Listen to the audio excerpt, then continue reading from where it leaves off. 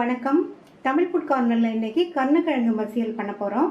கருணக்கிழங்கு உடம்புக்கு ரொம்ப நல்லது. சாம்பார் சாதம், பருப்பு சாதம், தயிர் சாதத்துக்கெல்லாம் ஒரு சூப்பரான சைட் டிஷ். அது தவிர இந்த மசியலை சூடான சாதத்தில் போட்டு நெய் அல்லது நல்லெண்ணெய் விட்டு சாப்பிட்டா ரொம்ப ரொம்ப நல்லாயிருக்கும். எப்படி பண்ணுறதுன்னு பார்க்கலாம்.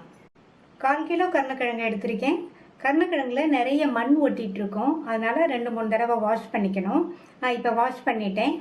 இதை இந்த குக்கரில் சேர்த்துட்டு கிழங்கு முங்குற அளவுக்கு தண்ணி மூடி போட்டு ஸ்டீம் வந்ததுக்கப்புறமா வெயிட் போட்டு மீடியம் ஃப்ளேமில் 3 விசில் வேக வச்சுக்கலாம். 3 விசில் வந்துடுச்சு. கிழங்கு நல்லா சாஃப்டாக வெந்துருச்சு. மசியலுக்கு இந்த மாதிரி சாஃப்டாக இருந்தால் தான் மசிக்கிறதுக்கு நல்லா ஈஸியாக இருக்கும். இதை தனியாக எடுத்து வச்சு ஆறுனதுக்கப்புறமா தோல் உரிச்சுக்கலாம். எல்லா கிழங்குல உள்ள தோலையும் உரிச்சாச்சு. இப்போ இதை கட்டி இல்லாமல் மசிச்சுக்கணும்.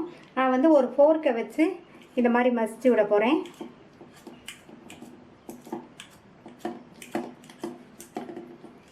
நல்லா சாஃப்டாக வேக வச்சிட்டோம்னா ஈஸியாக மசிச்சிடலாம். இந்த மாதிரி ஃபோர்க் வச்சு மசிச்சுக்கோங்க, அல்லது மேஷர் வச்சும் மசிச்சுக்கலாம், அல்லது கையில் கூட நம்ம பிசைஞ்சு விட்டுக்கலாம். எல்லா கிழங்கையும் கட்டி இல்லாமல் மசிச்சாச்சு. இது கூட 1/2 டீஸ்பூன் மஞ்சள் தூள், ஒரு நெல்லிக்காய் சைஸ் அளவு புளியை 1/4 கப்பு தண்ணியில் கரைச்சி வடிகட்டி எடுத்து வச்சுருக்கேன். அதை சேர்த்துக்கலாம். இந்த மசியலுக்கு தேவையான அளவு உப்பையும் சேர்த்து நல்லா எல்லாத்தையும் ஒன்றா மிக்ஸ் பண்ணி விட்டுறணும்.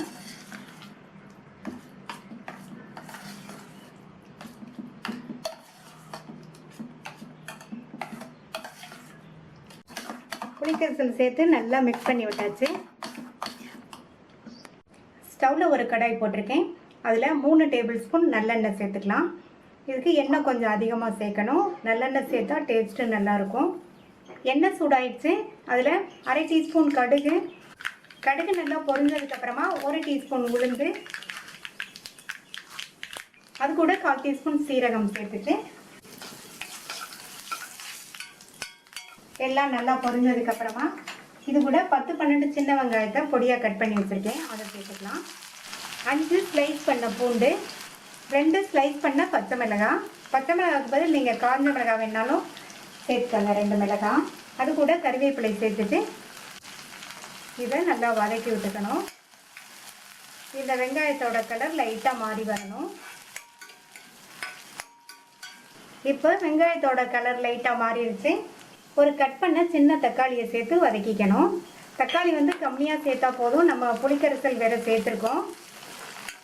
தக்காளி சேர்த்தா டேஸ்ட்டு நல்லாயிருக்கும். தக்காளியை லைட்டாக வதக்கி விட்டாச்சு. இப்போ ஸ்டவ்வோட தீயை நல்லா குறைச்சிட்டு இது கூட 1/2 டீஸ்பூன் தனி மிளகாத்தூள், 1/2 டீஸ்பூன் கரெக்டாக இருக்கும். நீங்கள் உங்களுக்கு காரம் எவ்வளோ வேணுமோ அதுக்கு தகுந்தபடி சேர்த்துக்கங்க. 1/2 டீஸ்பூன் கொத்தமல்லி தூளும் இதுக்கு இந்த அளவு சேர்த்தா போதும். எண்ணெயிலேயே நல்லா இதை கலந்து விட்டுட்டு மசிச்சு வச்ச கருணக்கிழங்கு இதில் சேர்த்துடலாம். இந்த மசிச்ச கிழங்கை சேர்த்ததுக்கப்புறமா ஸ்டவ்வை மறுபடியும் மீடியம் ஃப்ளேமில் மாற்றி வச்சுட்டு நல்லா இந்த மாதிரி கிண்டி கொடுத்துட்டே இருக்கணும்.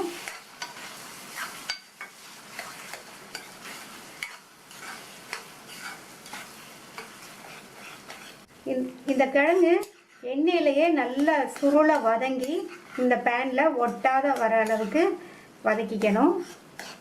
நம்ம எண்ணெய் அதிகம் சேர்த்தா தான் இந்த மாதிரி வதக்க முடியும். மசியலோட டேஸ்ட்டும் நல்லாயிருக்கும். 4-5 நிமிஷமாக நல்லா வதக்கி விட்டு மசியல் நல்லா சுருண்டு வந்துருச்சு. கடாயிலையும் நல்லா ஒட்டாமல் வந்திருக்கு. இந்த ஸ்டேஜ் கரெக்டான ஸ்டேஜ். நம்மளுடைய மசியல் ரெடி ஆயிடுச்சு. இப்போ ஸ்டவ் ஆஃப் பண்ணிடலாம். இந்த டேஸ்டான ஹெல்த்தியான கருணக்கிழங்கு மசியலை ட்ரை பண்ணி பார்த்துட்டு உங்கள் கமெண்ட்ஸை சொல்லுங்கள். தேங்க்யூ.